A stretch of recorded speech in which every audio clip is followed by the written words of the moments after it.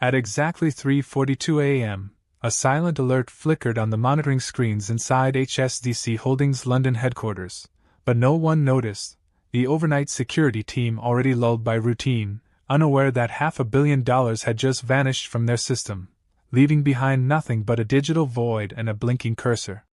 By dawn, the news broke, and panic spread like wildfire, employees staring at their phones in disbelief as they gathered in clusters in the lobby, some whispering prayers, others trembling at the thought of what this meant for their jobs, their savings, their futures. Among them stood Maria, a junior analyst who had just wired her life savings into a retirement account with HSDC the day before, her hands shaking as she redialed her manager, desperate for answers that no one could give. Meanwhile, across town, CEO Victor Harland sat frozen in his penthouse apartment, his phone ringing non-stop, his legal team already drafting statements, but his mind trapped in one chilling thought: someone inside must have done this. Detective Alan Price walked into the bank's security command center, his face grim, scanning rows of monitors and hard drives, already suspecting this was no ordinary breach, his gut telling him that this crime had fingerprints hidden in plain sight. At the same time, in a dimly lit bar on the outskirts of the city, David Chin, an IT contractor who had left the bank 2 months ago under mysterious circumstances, stared at the breaking news on TV, a slow smile curling across his lips as he sipped his whiskey. Victor called an emergency meeting, top executives filing into the boardroom, their voices tense, some pointing fingers, others offering solutions, but all united in silent dread at the realization that the world was watching and their stock price was already plummeting. Among them sat Evelyn Mercer, the head of cybersecurity, her jaw clenched as she reviewed logs that didn't add up, codes she'd never seen before, patterns too perfect to be an accident, a gnawing suspicion growing in her chest that this wasn't just external sabotage. Outside, customers formed lines around branches, demanding answers, some crying, some shouting, some silent with worry, their faces a mosaic of fear and frustration, their trust in the system unraveling with every passing hour. Detective Price turned to Evelyn, his voice low but urgent, asking for a list of everyone who had privileged access in the last 6 months, knowing from experience that betrayal often wore a familiar face, that crimes like this were born from personal stakes as much as greed. Far away, in a modest apartment overlooking the Thames, Liam Doyle, a junior systems engineer at HSDC, sat staring at his laptop, his inbox flooded with alerts, his heart pounding as he read an encrypted message that simply said, "It's done." His girlfriend, Sophie, emerged from the bedroom, rubbing her eyes, asking why he hadn't slept, but he couldn't answer, couldn't tell her that the money was gone, that his name was tangled in a plot deeper than he'd ever imagined.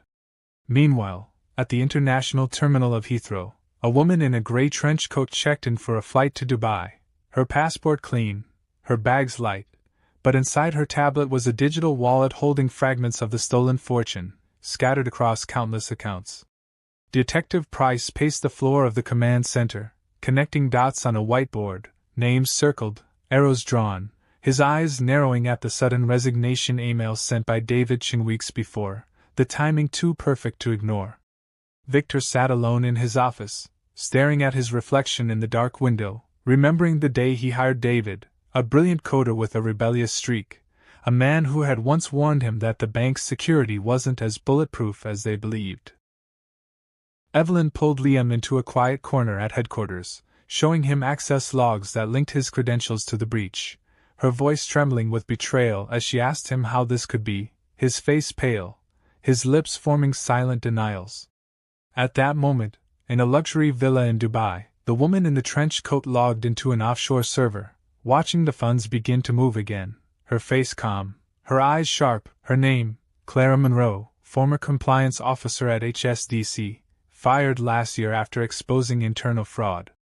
The media descended on HSDC headquarters, cameras flashing, reporters shouting questions, their headlines already shaping public opinion, painting a picture of a crumbling institution, of a betrayal that reached higher than anyone dared admit.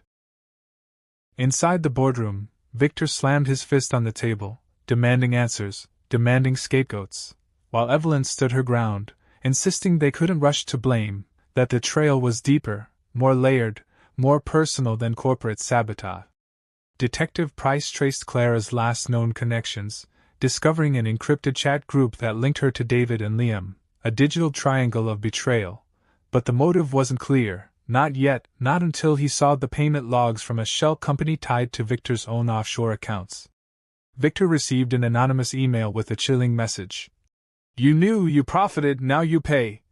followed by a link to a private server showing embezzlement files, implicating him in years of hidden transactions, the heist not just a robbery, but a reckoning.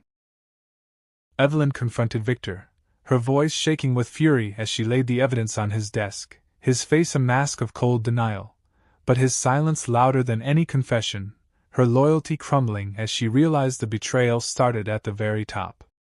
Outside, customers began withdrawing funds in droves, the bank's liquidity teetering, branches overwhelmed, the public's trust bleeding out with every dollar withdrawn, the specter of collapse hanging over the institution. Detective Price confronted Liam at his apartment, showing him chat transcripts, transfer logs, connections to Clara and David, but Liam's eyes filled with tears as he confessed that he never wanted the money, that he'd been blackmailed with secrets from his past. Clara sat in a rooftop bar in Dubai, watching the skyline, her phone vibrating with a message from David. "It's not enough, he needs to fall harder." Her eyes darkening as she replied, "Patience, it's not just money, it's justice." Victor sat in his office, the walls closing in, memories of deals made in shadows, favors called, accounts buried, realizing that the heist wasn't just about stealing, but exposing, that his enemies knew his every move, every secret, every lie. Evelyn resigned that afternoon, leaving behind her badge, her access codes, walking out of the building as cameras followed her, the woman once trusted with protecting the fortress now choosing to let it burn. Detective Price followed a paper trail leading to a foundation Victor had set up overseas, finding that it had funneled millions into political campaigns, bribes, shell companies, the stolen money simply the final withdrawal from an empire built on deception.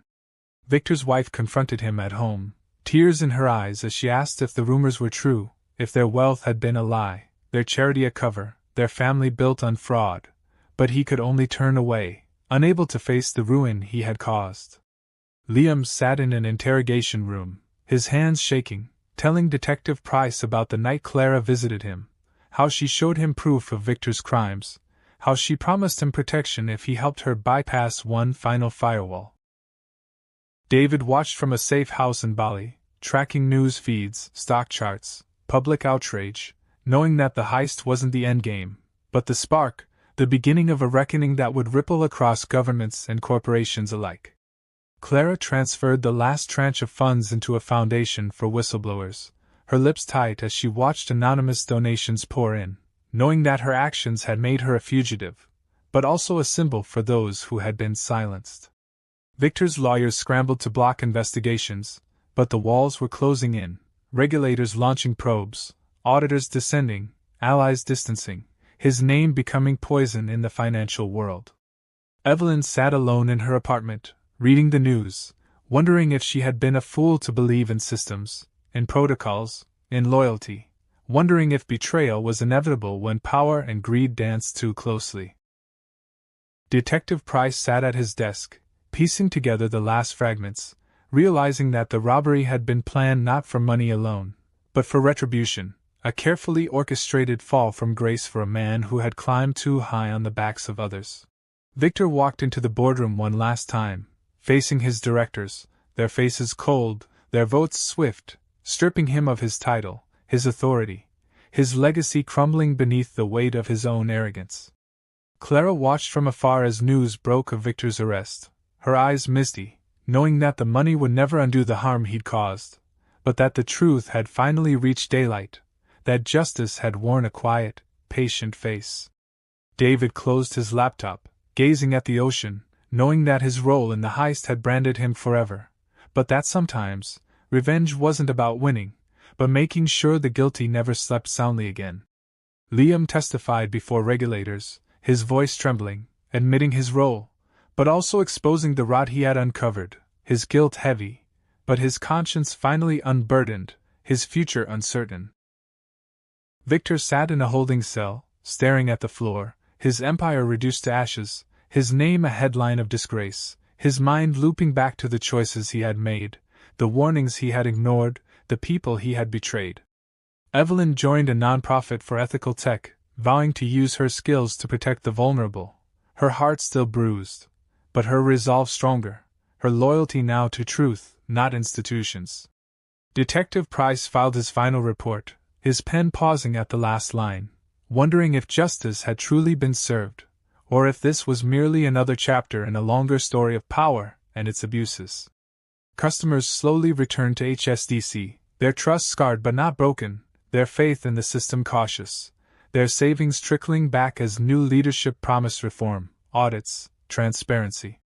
Victor's wife filed for divorce, her heart shattered, her life rebuilt from scratch, her love for him buried beneath years of deceit she hadn't seen, hadn't wanted to see.